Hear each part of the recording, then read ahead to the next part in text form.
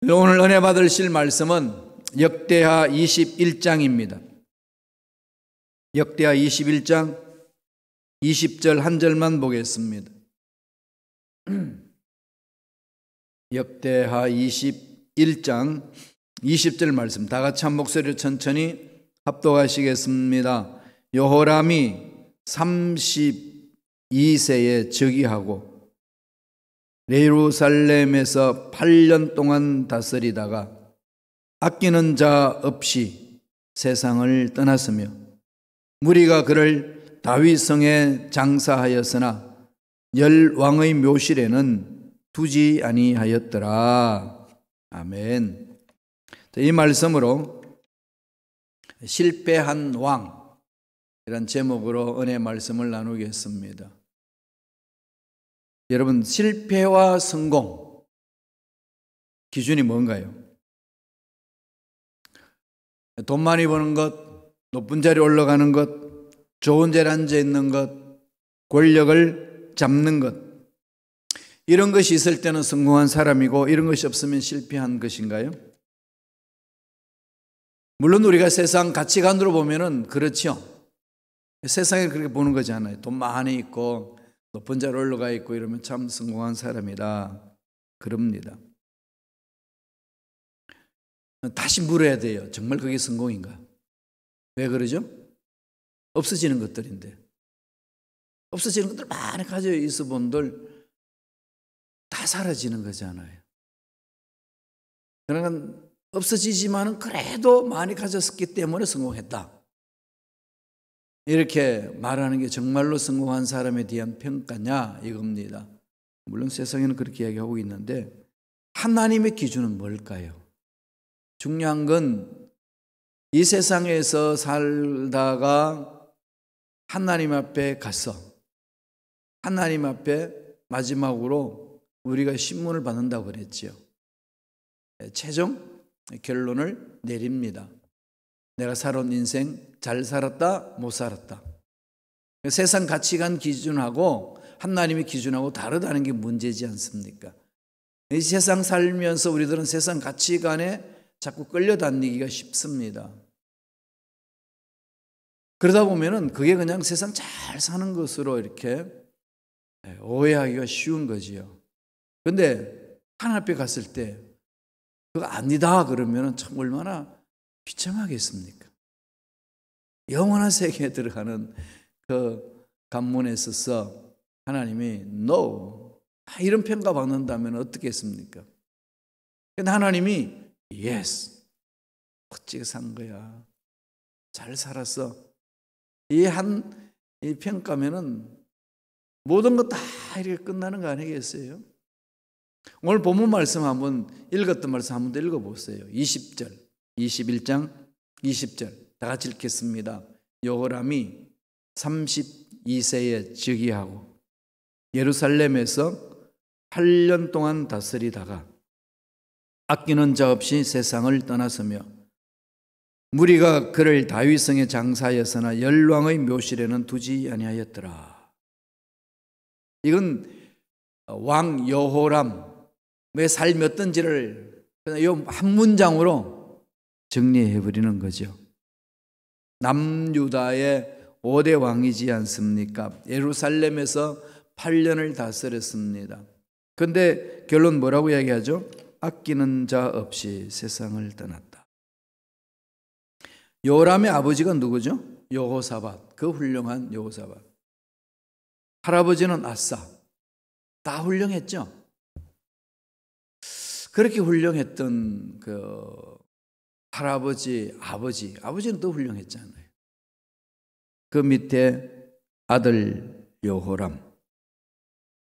왜 이 여호람은 이렇게 됐을까요? 이게 참 우리들이 고민해야 되겠죠. 우리 자녀들 지금 어떻게 살고 있고 우리 후손들이 어떻게 살아가고 있는지. 이 사람 마음대로 되지 않는 게 자식들의 앞날 아니겠습니까? 어느 누가 내 자식은 장담한다고 말할 수 있겠습니까? 아무도 그럴 수 없는 거죠. 아버지가 훌륭했다고 아들이 훌륭한 법은 없습니다. 반면에 아버지가 엉망인데 아들도 엉망이다, 꼭 그렇지만은 않습니다. 대체적으로는 그렇잖아요. 좋은 아버지 밑에서 좋은 영향을 받고 가면은 좋은 자녀들의 삶이 펼쳐집니다. 항상 그러냐? 그렇진 않아요. 대체적으로, 평균적으로, 보편적으로 그런 거죠. 그렇지 아니한 자녀들 얼마나 많습니까? 그리고 또 아버지가 악했는데 아들도 악하냐? 대체적으로 그래요. 그러나 그렇지 않는 자녀들도 참으로 많습니다. 참 이해할 수 없는 그런 관계잖아요. 여기서 우리 고민해야 되는 거죠. 어떻게 자녀들, 또 주위에 있는 사람들에게 선한 영향력을 끼칠 것인가? 이 부분이죠. 우리 때만 어찌었고 우리 후대에는 뭐 엉망이었다. 이게 참 어려운 거죠. 여호사밧이 참 사역을 잘했는데, 참 하나님 앞에 귀하게 쓰임받은 왕인데 근본적으로 문제를 야기시킨 게 있습니다. 북쪽에 있는 아합 왕과하고 사돈지간을 맺어요. 전번에도 제가 말씀드렸습니다마는 아합의 부인이 누구죠? 이세벨이잖아요. 이세벨하고 아합하고 낳은 딸이 아달랴입니다. 아달랴. 이 아달랴를 여호사밧의 아들 여호람과 결혼을 시켜요. 이 아달랴는 이세벨을 닮는, 그대로 빼닮았어요. 딸은 엄마를 닮는다고 그대로 빼닮아서 우상 숭배하고 하나님을 등지고 악했습니다. 그러니 여호람이 어떻게 했어요? 그게 완전히 휘말려 드는 거죠. 아하시야를 낳았는데, 여호람과 아달랴의 사이에 아하시야가 태어났는데 왕으로 등극했을 때에 이 딱 얼마 있지 않아서 죽습니다. 여호아하스라기도 하는데, 그러니까 아달랴가 자기 아들 아하시야가 죽으니까 여호아하스, 같은 이름으로 같은 사람이에요. 부르는 게 그렇게 부르는 건데 너무 화가 난 거예요. 그래서 왕족을 씨를 말려버립니다. 하나님의 구속사적인 흐름에 있어서 씨를 말려버리는 것 사탄의 세력들이잖아요. 이세벨의 딸 아달랴가 그 일을 합니다. 그러면서 그 중에 자기 손자인 요아스도 다 죽여버리려고, 그럼 다 죽이려고 그럴 때에 이 요아스는 고모부 손에 살아남아요.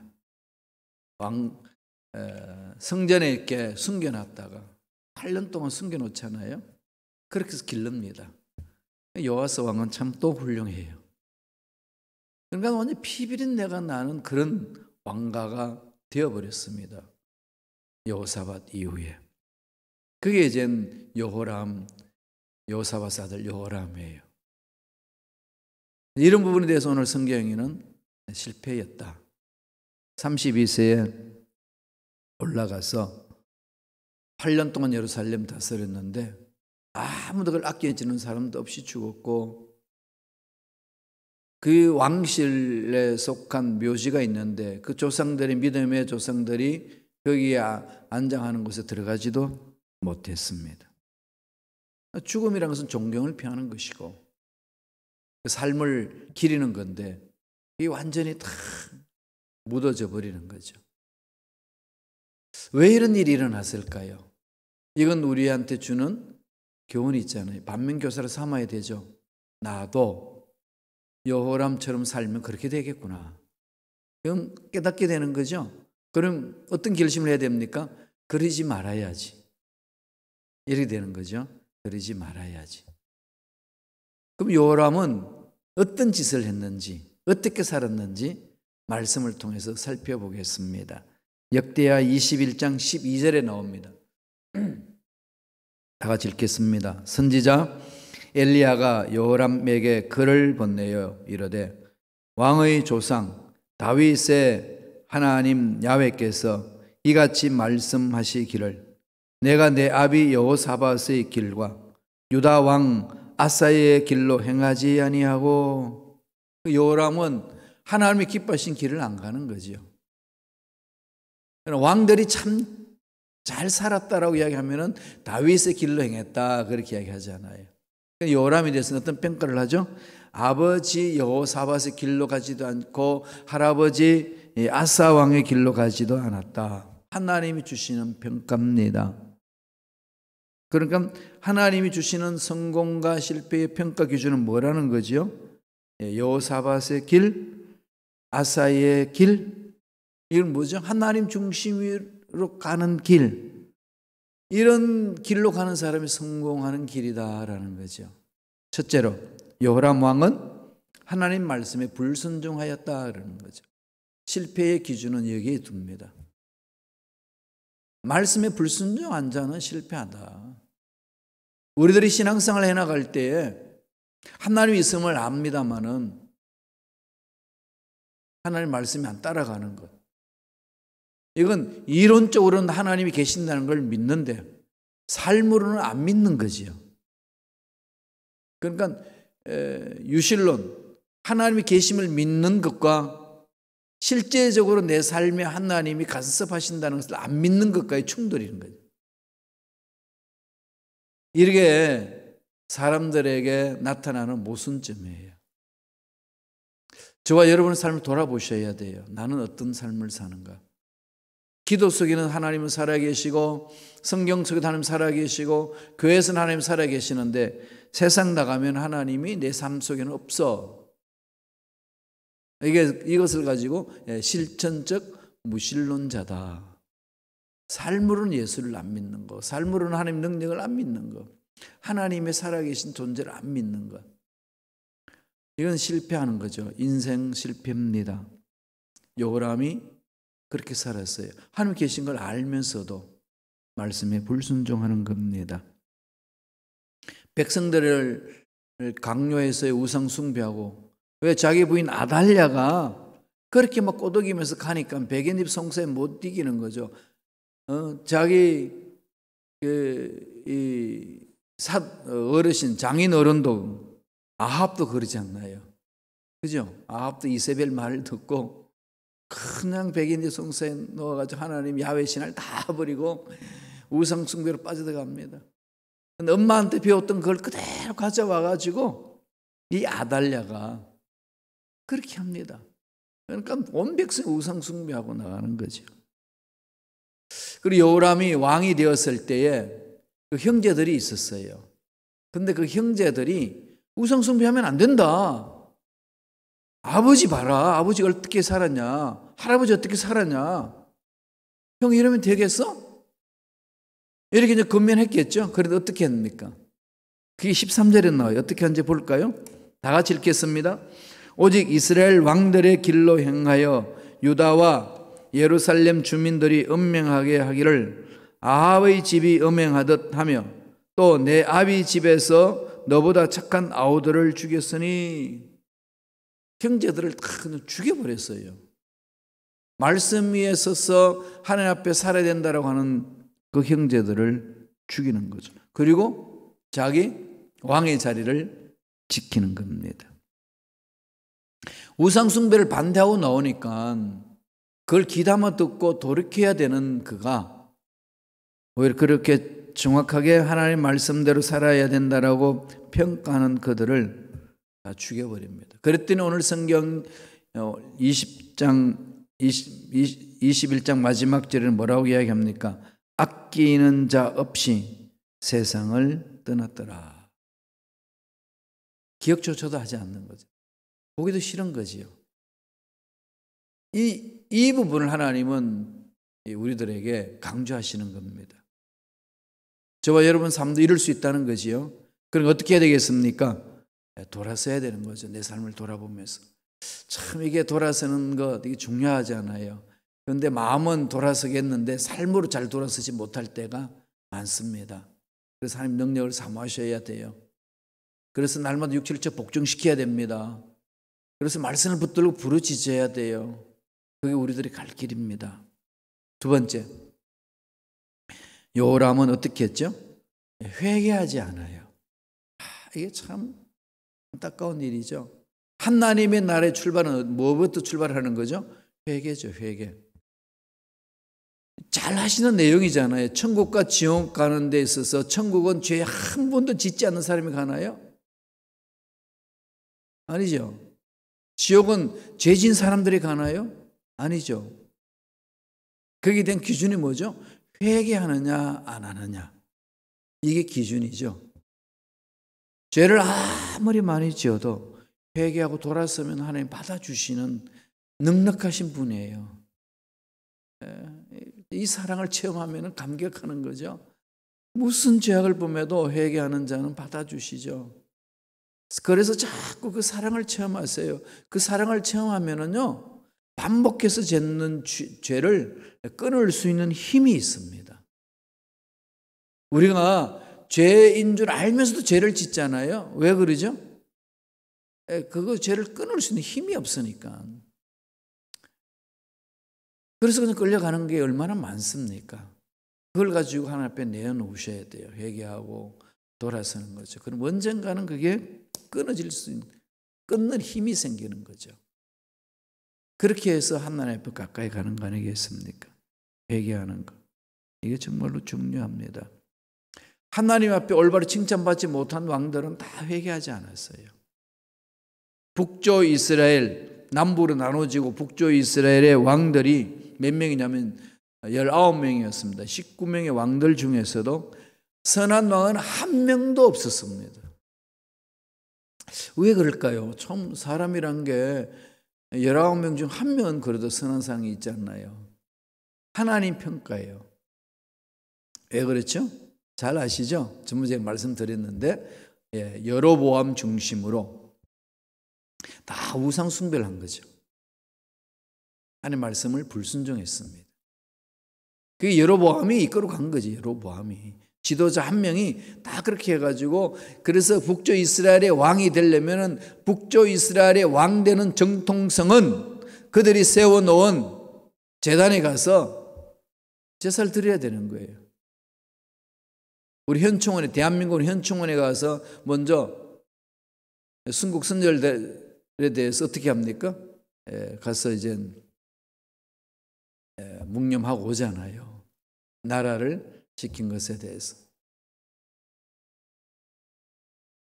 이 이스라엘의 북조 이스라엘의 왕이 되는 정통성은 그걸 가야 되는 거죠. 그게 왕이 안 되면 모르지만 왕으로 자리 잡으려면은 여로보암이 세워놓은 그 흐름을 가야 됩니다. 그러니까 모조리 다 19명 정말로 모조리 다 우상 숭배를 한 왕. 하나님은 악하다. 딱 결론 내려요.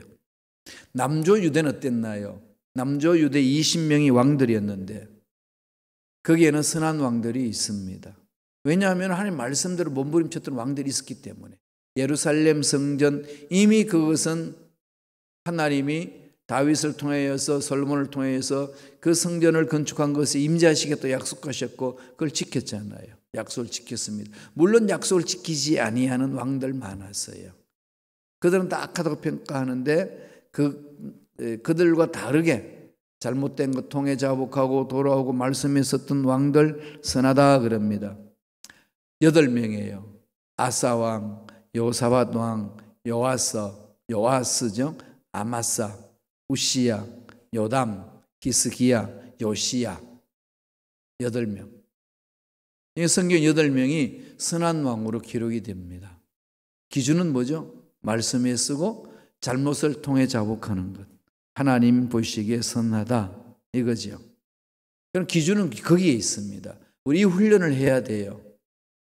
우리가 선하다 악하다 기준은 어디에 두느냐? 말씀에 있어서 순종하느냐 안 하느냐. 말씀을 많이 안다고 선하고 그런 거 아니에요. 아시죠? 약속의 말씀을 알면은 실천하는 거예요. 오늘 현대 그리스도인들이 착각을 많이 하시더라고요. 성경 지식이 많이 있으면 자기는 그만큼 성숙했다고 생각해요. 아닙니다. 교회를 오래 다니면 성숙했다고 생각해요. 아닙니다. 성숙 기준은 어디에 있죠? 말씀 위에 쓰고 약속의 말씀을 붙들고 순종하는 자. 말씀대로 순종하는 자, 실천하는 자. 그런 자가 성숙한 자라고 하나님은 평가를 해줍니다. 그럼 여러분 돌아보세요. 약속의 말씀을 얼마나 붙들고 있고 붙들은 약속의 말씀대로 얼마나 순종하며 실천하고 있는지를 점검을 해보세요. 그게 평가예요. 하나님의 평가입니다.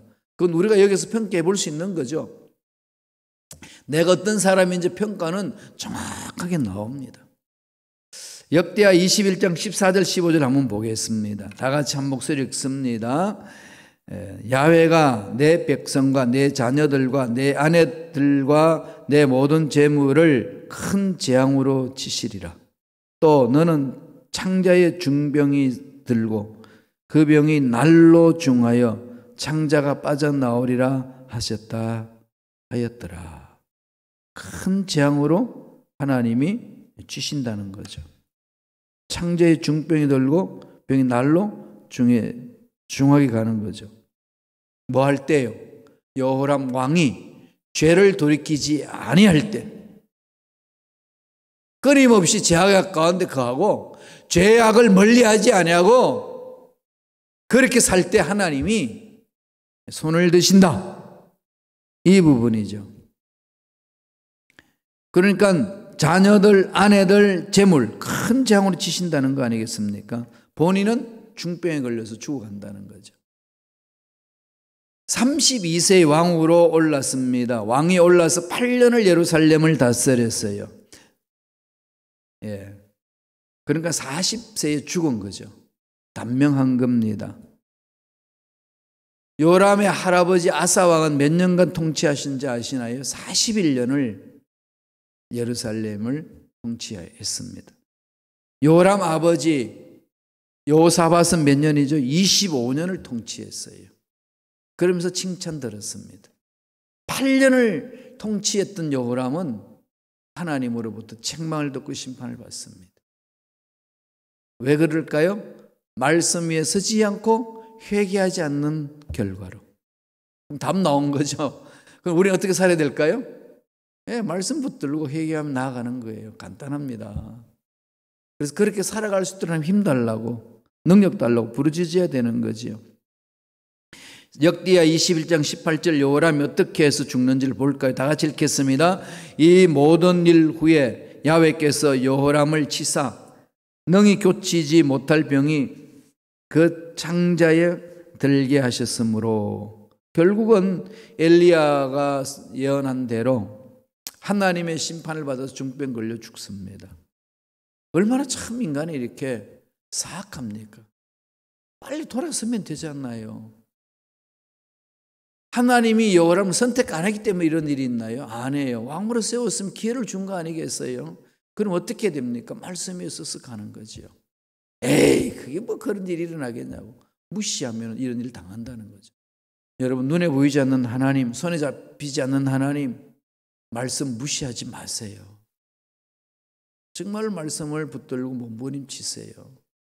하나님 지켜보고 계십니다. 우리 마지막으로 21장 20절 한 번 더 읽어볼까요? 참 마음판에 새겨야 됩니다. 다 같이 읽겠습니다. 여호람이 32세에 즉위하고 예루살렘에서 8년 동안 다스리다가 아끼는 자 없이 세상을 떠났으며 무리가 그를 다윗성에 장사하였으나 열왕의 묘실에는 두지 아니하였더라. 하나님의 일꾼들이 하나님의 음성을 듣고 여호람에 대한 장사를 지내는데 장사는 지내지만은 묘실에 안치하지 않습니다. 묘실에 두지 않는 거죠. 철저히 무시를 당하는 거죠. 이런 부분들은 우리들이 신앙생활을 하면서 마음 깊이 되새겨야 돼요. 하나님의 올바로 쓰고 하나님의 올바로 쓴 자들은 하나님의 사랑으로 사람 앞에도 올바른 거죠. 하나님과 사람 앞에 내 양심에 거리낌 없이 살았노라. 이게 우리 신앙 고백이 되어야 되지 않겠습니까? 말씀 위에 쓰고 말씀 위에 서면은 자연히 사람들 앞에도 칭찬 듣는 삶으로 가는 거지요. 간혹 그렇게 말씀에 서서 가는데도 진리를 모르는 자들이 핍박할 수는 있습니다. 그 핍박은 받아야죠. 그런데 우리가 잘못 해놔놓고 누가 뭔가를 이야기를 해주고 책망하면 핍박받는다 이러면 안 됩니다. 그죠? 교회가 잘못 저질러 놓고 세상이 그러면 되냐고 막 이야기하면 핍박한다 이 말하면 안 됩니다. 우리가 우리 자신들을 잘 돌아봐야 되는 거죠. 오늘 여호람의 왕을 통해서 우리 자신들을 점검해 봅시다. 나는 하나님 앞에 어떤 평가를 받을 수 있는 존재인지 여기서 다 알 수 있습니다. 가보면 안다 이게 아닙니다. 여기서 알 수 있어요. 여기서 날마다 하나님 앞에 코람데오 신앙으로 쓰는 거죠. 여기서 하나님의 심판 앞에 서는 길이 있어요. 뭡니까? 하나님 말씀 앞에서 내가 서는 거죠. 말씀을 비추어서 내 삶을 점검하는 겁니다. 그것만이 하나님이 원하시는 삶으로 살아갈 수 있는 길입니다. 하나님을 기쁘시게 하는 삶, 하나님이 원하시는 길로 걸어가면서 하나님 앞에 칭찬 듣고 사람들에게 칭찬 듣고 그래서 하나님이 예비하신 복을 듬뿍 받아 누리시기를 축원합니다. 기도하겠습니다. 하나님 감사합니다. 생명 주셔서 말씀 듣게 해주시고 하나님 전에 나와서 말씀대로 살겠다고 결심할 수 있는 마음을 갖게 해주시니 감사와 찬양을 드리옵나이다. 연약한 우리들 성령이여 강하게 붙들어 주시고 이 세상의 가치관에서 싸워서 이기게 하시고 하나님의 가치관으로 살아내는 우리가 되게 축복하여 주시옵소서. 악한 마귀들 떠나갈지어다. 넘어지게 하는 미혹하게 하는 마귀는 사라질지어다. 육체의 병을 주는 마귀들은 떠나갈지어다. 성령님 강하게 역사해 주시고 보호해 주시고 갈 길을 열어 주시옵소서.